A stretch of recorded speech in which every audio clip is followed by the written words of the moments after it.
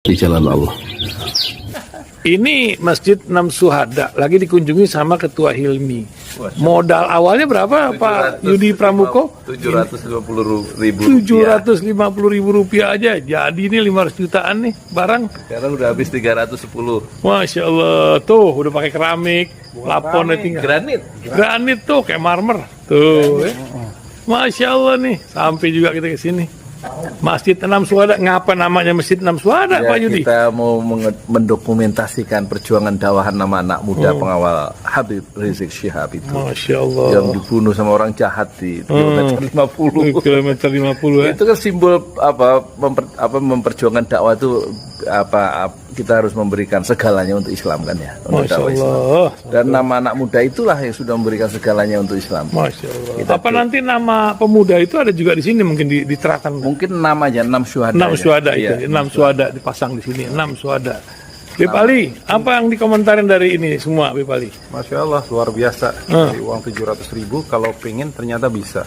Bisa. Allah kirim. Tuh, bisa. Ya, dengan Masya. dengan masuk satu gang kecil, tapi Bapak ini luar biasa. Kecil tuh. Oh, Masya Allah ya. Satu call aja. Masya Allah. Perjuangan Pak Yudi Pramuko, YouTuber sejagat paling tua. Tertua di semesta. Tertua di semesta. Masya Allah. Tukang donat. Tukang donat. Tukang donat dari Paru. Ini saya laporkan dari lapangan ini, langsung dari Masjid Enam Syuhada. Masya Allah. Dan ini dia. Dalam lihat ah. Tuh, lihat tuh masjidnya. Tuh imamnya di situ tuh. Malam-malam lagi kita. Masya Allah. Masih kurang nih. Atapnya katanya transfer aja. Assalamualaikum warahmatullahi wabarakatuh. Alhamdulillah wassalatu wassalamu ala rasulillah. Setelah Nasdem dan Surya Paloh diserang dengan sangat tajam oleh Partai Demokrat dengan menyebutnya sebagai pengkhianat atau Anies Baswedan berdarah dingin dan pengecut dan pengkhianat kesepakatan dan lain-lain. Inilah jawaban Surya Paloh setelah mengadakan rapat di Nasdem Tower. Apalagi yang saya harus katakan? Kalian lihat kira-kira model saya ini kira-kira ada bakat sebagai pengkhianat atau tidak, kan itu aja. Tapi saya hormati itu. Tapi benar Pak, seperti apa yang dibilang oleh Demokrat, tidak ada komunikasi dipaksa untuk menyiapkan lapangan itu saja. Saya kurang memahami itu betul-betul sebagai kakak bagi kalian semuanya. Kalian lihat suasana kalian ada, saya menghindar dari kalian atau tidak?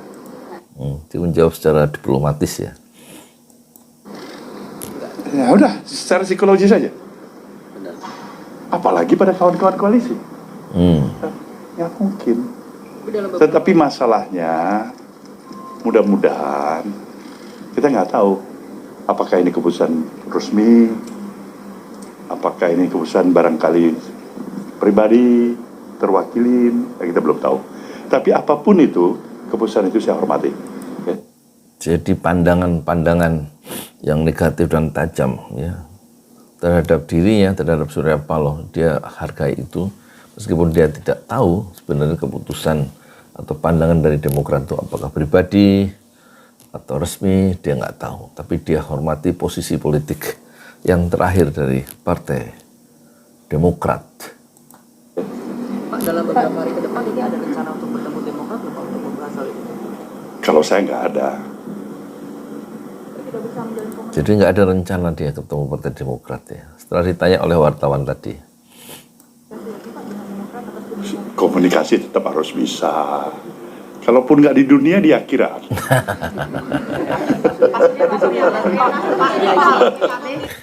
Dia pintar ya jawab jebakan-jebakan pertanyaan dari wartawan ya. Dia yang jelas Surya Paloh tidak ada rencana ketemu dengan Demokrat, tapi komunikasi harus bisa. Kalau nggak bisa di dunia ya di akhirat. Itu kan jawaban yang bikin kita itu bingung. Ini sebenarnya masalahnya serius atau enggak sih sebenarnya? Pak Surya, ini kan ada wacana PKB merapat. Nah, Pak Surya sendiri melihat ini gimana? Apakah betul dengan bergabungnya PKB ini artinya menguatkan suara Mas Anies di Jateng dan juga Jatim? Ya, harapan kita ya, kalau memang itu memang terjadi ya demikian pasti. Mana ada harapan kita ke arah yang negatif. Harapan kita pada ke arah yang positif. Semua harapan kita pada hal-hal yang baik, yang bagus, yang positif. Dia nggak menjawab secara spesifik apakah suara PKB akan memperkuat Anies di Jawa Tengah dan Jawa Timur. Tapi dia bilang nggak ada orang yang nggak punya harapan kecuali harapan itu positif. Berarti membenarkan bahwa suara PKB sebagaimana diharapkan oleh semua itu akan memperkuat suara Anies Baswedan ya. Tanpa dia menyebut nama Anies dan nama Muhaimin Iskandar atau nama PKB yang bergabung. Jawaban-jawaban dari Surya Paloh ini sangat umum dan bisa multitafsir ya. Karena dia tidak spesifik menyebut nama, tapi dia merupakan atau melakukan satu semacam abstraksi ya, ke arah yang lebih konseptual dan orang bisa menafsirkan dengan cara masing-masingnya. Ini sendiri dipersiapkan untuk jadi cawapres Anies ya? Saya harus jujur menyatakan nggak pernah dipersiapkan. Apakah Muhaimin itu dipersiapkan untuk menjadi calon presiden, mendampingi calon wakil presiden, mendampingi Anies? Secara jujur saya mengatakan tidak ada persiapan, tidak dipersiapkan jauh-jauh hari. Berarti itu artinya, iya, Muhaimin adalah calon wakil presiden Anies, meskipun tidak dipersiapkan jauh-jauh hari. Secara jujur dia bilang begitu kan.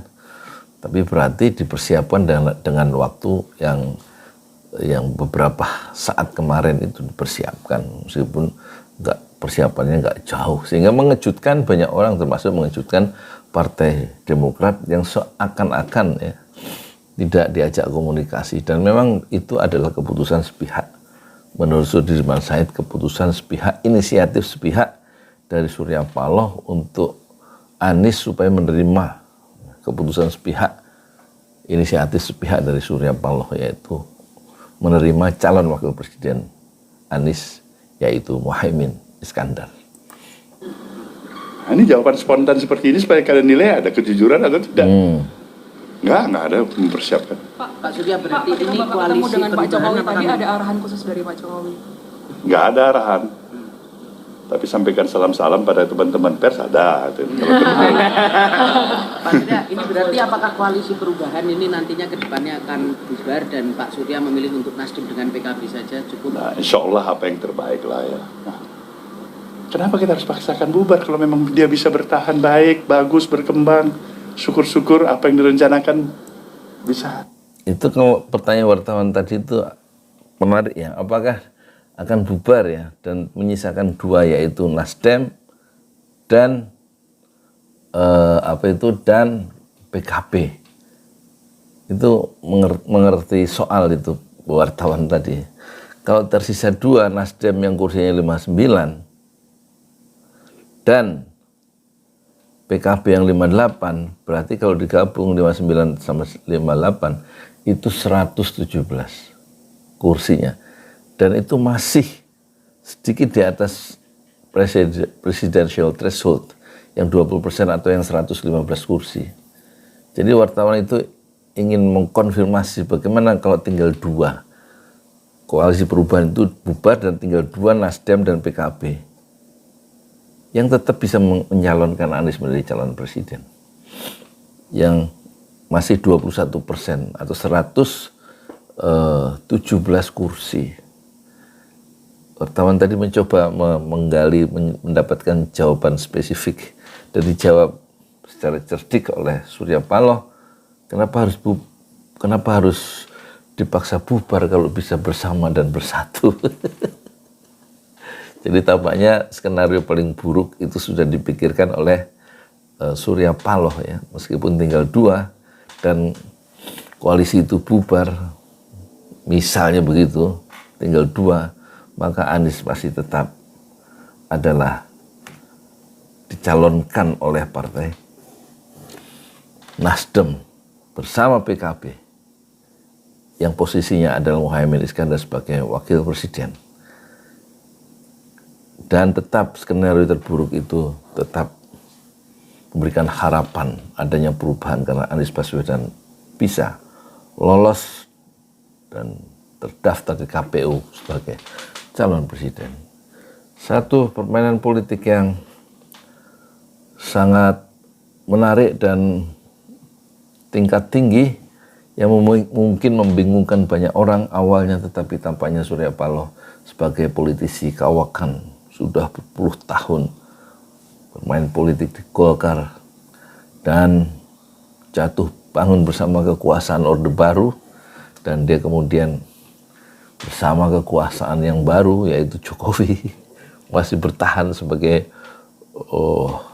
pengusaha dan juga berhasil membangun satu partai yang baru dan keluar dari Golkar, yaitu partai Nasdem yang awalnya dia bikin sebagai ormas dan kemudian ditransformasikan dari ormas menjadi partai politik.